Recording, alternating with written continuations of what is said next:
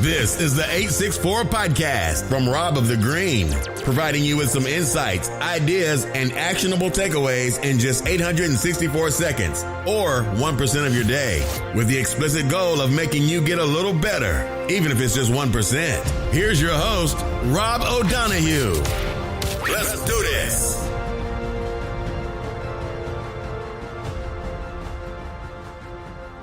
Hello there, folks. Welcome back to another episode of the 864 podcast. My name is Rob O'Donoghue, and thanks for checking out this show. 864 stands for 864 seconds, which is typically the duration of the show. And during that time, my guests typically like to talk about their career, lessons learned, and share some insights and hopefully actionable takeaways, as my intro guy called out.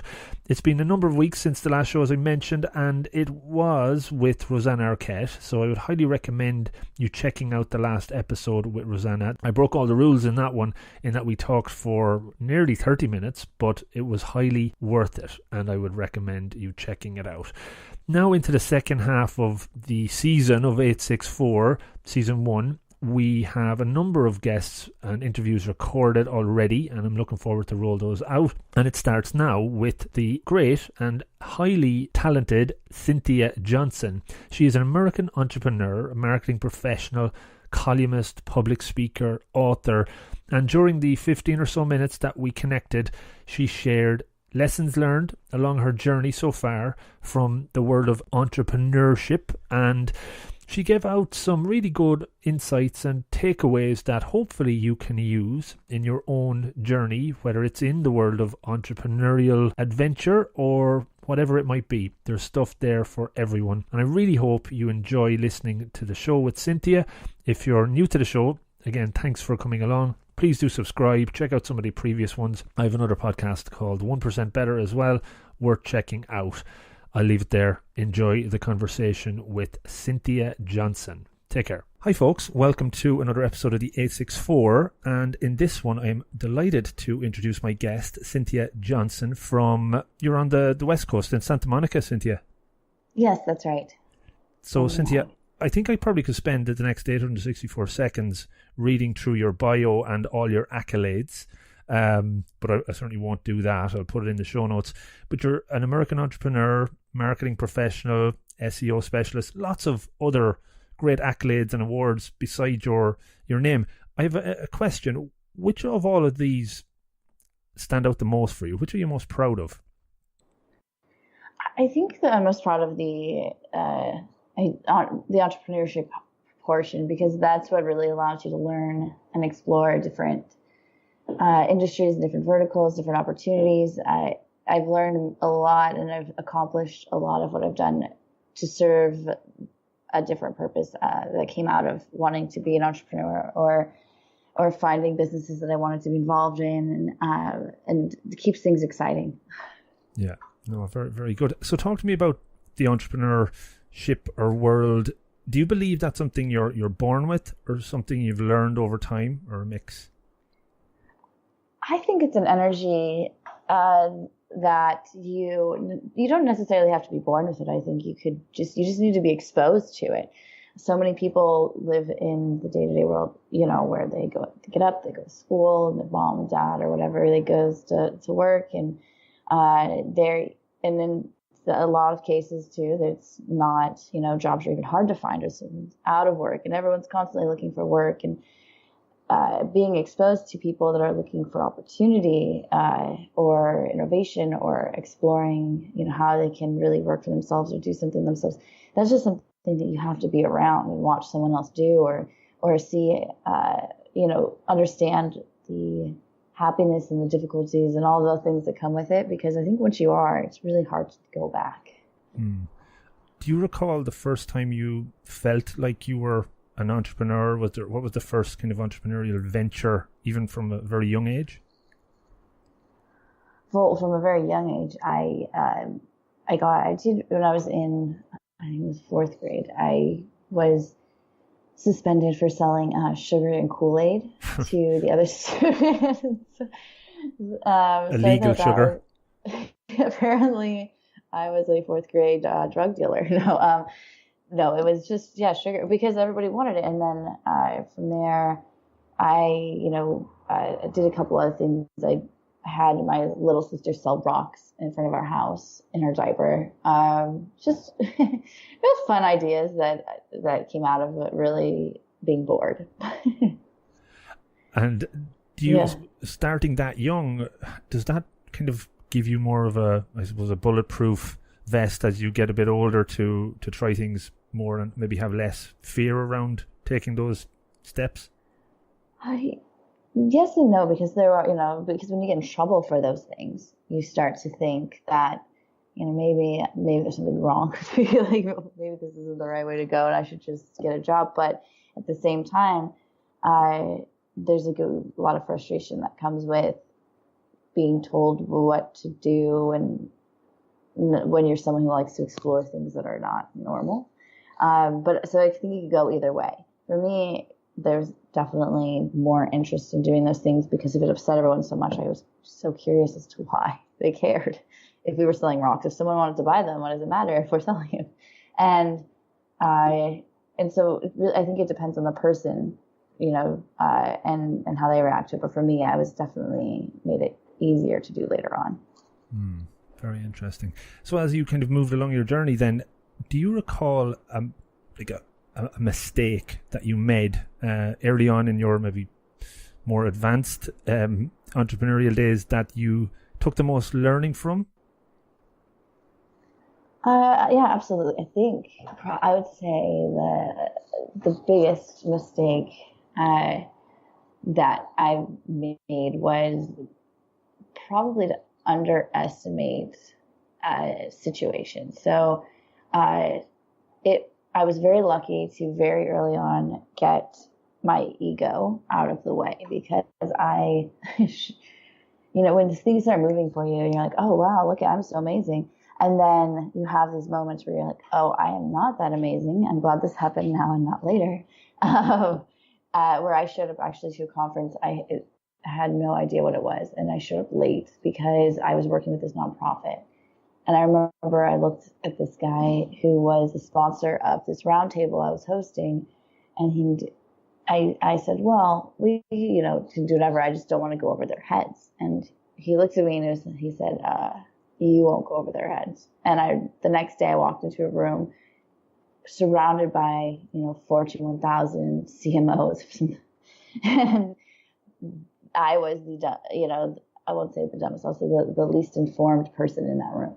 And that was something I learned a lot from. And when you realize, you can know a lot or be very important at one thing, but it's, you can surround yourself with people that are more informed or different than you, and you'll always be learning, and you should never underestimate who those people are or the people in the room. Did that teach you to be better prepared for future events? Oh, yeah. Prepared to fail sort of thing going on there? Oh, yeah. Because also you have to prepare not only for discussion topics, but also just your comfort level.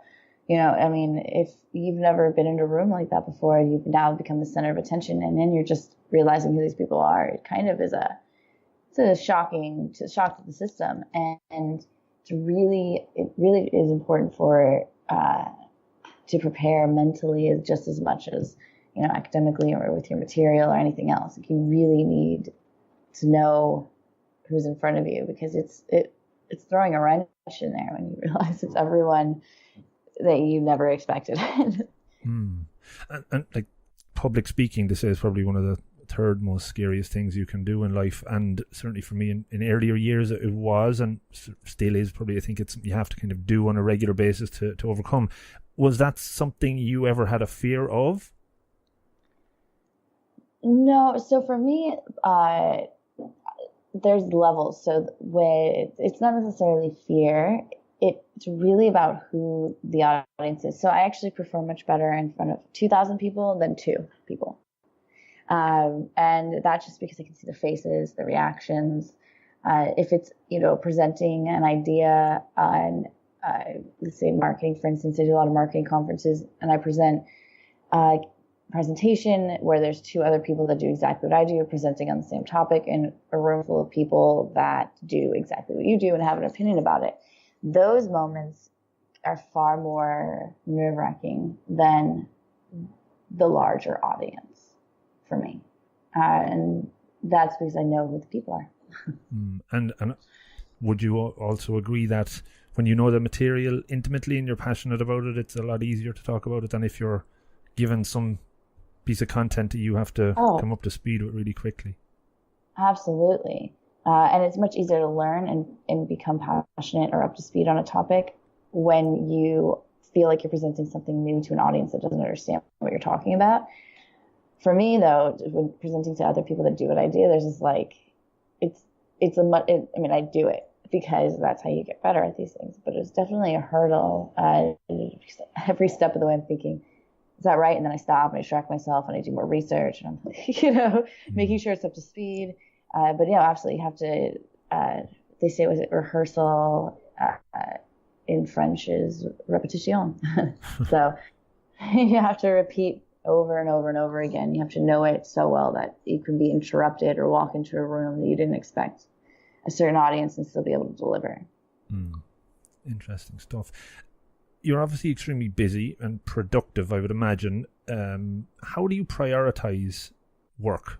And do you have any kind of approach to know what to do, what's more important? How does that work for you? I try to stay focused on short-term goals. So what do I have ahead of me right now? Because I'm, and also understanding yourself and how you're motivated. When I look at long-term goals, I like to think of them as like, they're idealistic. I think you could actually reach your long-term goal much faster if you looked at it as more of a short-term goal, finances aside. But just in general, career-wise, there's things you would do much faster if you were thinking about it more strategically. So I look at, all right, what are the most important things I need to achieve now? And then I prioritize items based on what the next stepping stone is for my goals. And then also, just making sure that you're doing things for other people, because it was only just a few short years ago where I was looking for answers all over. Not that I'm not now, but I was definitely looking for them a lot more with very little feedback or even responses to my emails. So I try to, make sure to balance my time with being useful, because I know that the people I meet today are going to be be in a completely different situation or a different even person in the next couple of years. So a balance of giving and then goals. If whatever the other side of it is, it's focused on really clear, obtainable goals, then I try to push it back. You said, you just picked up on a point there. You said a couple of years ago, you were probably chasing people like I might be chasing you to get a 15 minutes and things like that. What was the turning point? When did things change for you? I spoke at a conference and it's very clear in my mind. I spoke at a conference. So this conference I had attended before, the year before. And someone actually looked at my name tag and my title and was like, oh, I don't need to talk to you. and then I applied to speak the next year. And when I did, someone mentioned on this panel, they just said, well, you're just a girl. You can stand up there and look pretty, but we actually have to have good content. Wow. Oh, it's nice of you. So I reached out to some interns and community managers at SlideShare, and I said that I was giving this presentation, and I asked if they would be willing to feature my slides once they were live after the conference. And so they agreed, and my slides became the most downloaded slides from the event. And so I got all this press about how my slides were the most downloaded. And I was featured in articles with people that were snubbing me years earlier. Not snubbing in the sense of like, we don't want to talk to you, but they weren't going to answer my email. And, but which is probably why I try to get to as many emails as I possibly can. And especially people who are trying to do something or accomplish something. And it's very clear what their goals are. But yeah, that was the turning point. And it didn't come out of, I like to think that the content was amazing, but I will also say that it's really just me. I knew I wanted more eyes on that piece of content. And you get creative when you're thinking very specifically about what you need and why you need it. And that's where it kind of took off. That's very interesting. A good little story and something, I suppose, people that can listen to and take some inspiration from. So I did say we have only 14 and a half minutes or so we've only about one left. And I want to open up the lucky dip for a minute or two, couple of quick ones. So you have a number between 1 and 100, Cynthia? Okay, 14. Number 14. So do you have a favorite phrase, cliche, or saying that you use and believe in? Yeah, I mean, there are quite a few, but I do like to,